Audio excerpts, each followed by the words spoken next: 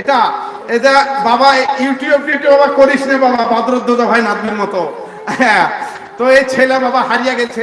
নাম কি গো বাবজি? কান্দিও না বাপ। হ্যাঁ, আমার একটা বেটা দরকার তোমার মতন, তুমি আমার সাথে গাড়িতে চলে যাবা। কি নাম তোমার? এইটা ইব্রাহিম। আর তোমার মার নাম কি? ইব্রাহিম। তোমার দাদি এখানে ছিল তো খেপা? একাই তো গো দাদি গো। কই গো দাদি?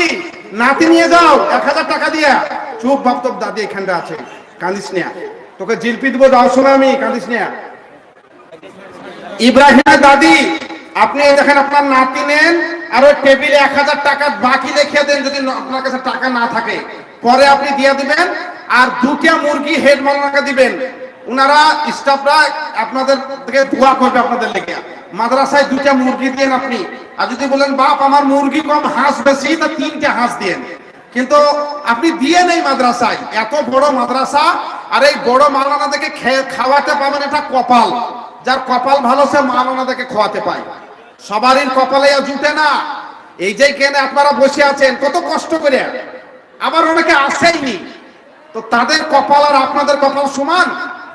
একটা মা বোনেরা একটা মুরগিতে 10টা ডিম দিয়ে বসাই, শান্তি সাহেব, মুরগির পেটের তলায় 10টা ডিম দেয়, 7টা ডিম পেটের তলায় থাকে, 3টা ডিম যদি সাইড দিয়ে পালায়, আমরা ওই ডিমটাকে বলি ঘোলা ডিম।